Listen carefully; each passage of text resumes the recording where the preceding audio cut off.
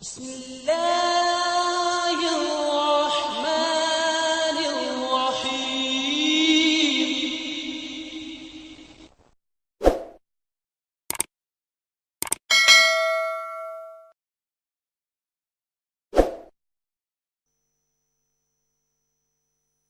اسلام سے نہ بھاگو، راہ خدا یہی ہے۔ اے سونے والو جاگو، شمس الضحیٰ یہی ہے۔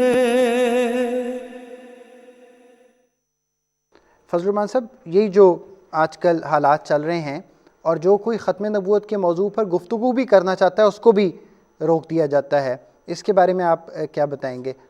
آپ جہاں سے بات شروع ہوئی تھی کہ ہر کوئی اپنی سیاسی دکان چمکانے کی کوشش کرتا ہے، یہ بدقسمتی سے پاکستان، پہلے تو میں یہ کہوں گا کہ بڑے بڑے لیڈر جنہوں نے ختم نبوت کی خدمت کی، ان کے بارے میں پاکستان عوام کا کیا خیال ہے؟ جس شخص نے سب سے پہلے پاکستان سارے دنیا کے بادشاہوں کو یا وزراء کو ان کے پاکستان میں اکٹھا کیا، سربراہان مملکت کو، اور پھر اپنی اسمبلی میں سارے جماعت احمدیہ کے خلاف ایک قرارداد پاس کروائی، اس مقصد کے لیے کہ اس کو سیاسی برتری حاصل ہو۔ کچھ عرصہ کے بعد اس کا انجام کیا ہوا؟ اس کے بعد ایک ڈکٹیٹر اٹھا، اس نے جو کمی اس میں رہ گئی تھی اس نے وہ پوری کر دی، ضیاء الحق نے۔